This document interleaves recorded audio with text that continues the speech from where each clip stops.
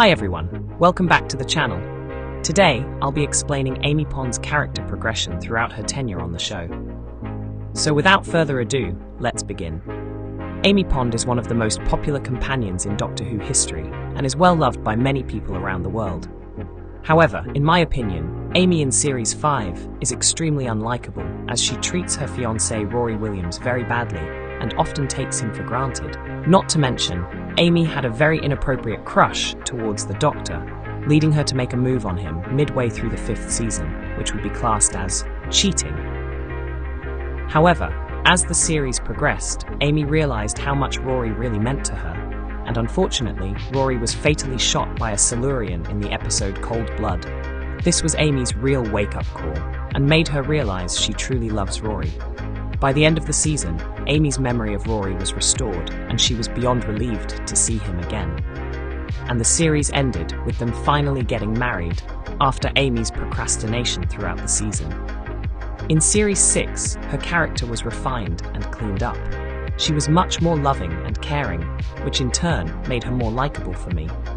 Her and Rory's marriage is as strong as steel, and this really shows in the episodes Curse of the Black Spot, The Girl Who Waited, and A Good Man Goes to War, which really tested the strength of Amy and Rory's marriage.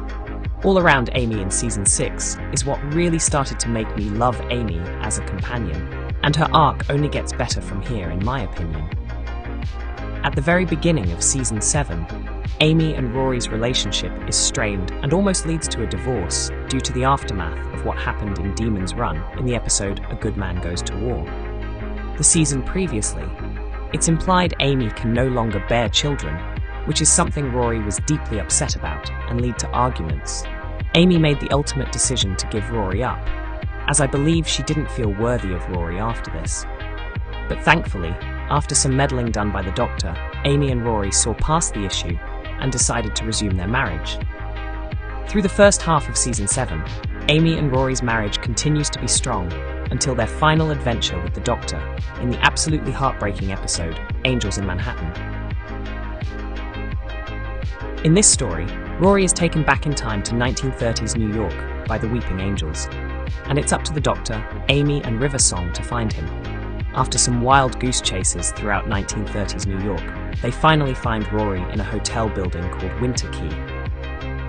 This, however, would be the start of Rory's tragic end, as Rory has just discovered his future self die of old age.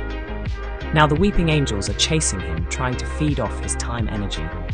Both the Doctor and River seem rather defeated by this revelation.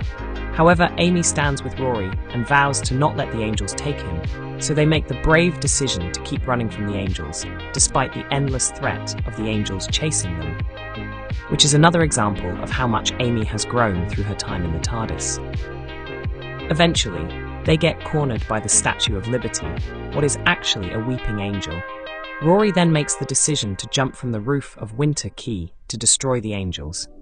Amy is obviously against the idea, but eventually gives in and actually joins him, as she couldn't bear the thought of living her life without him. So they both decide to jump and erase the Weeping Angels by a paradox. Amy and Rory wake up in a graveyard where the TARDIS landed earlier on in the episode, thinking that they have finally won and can finally go on with their adventures.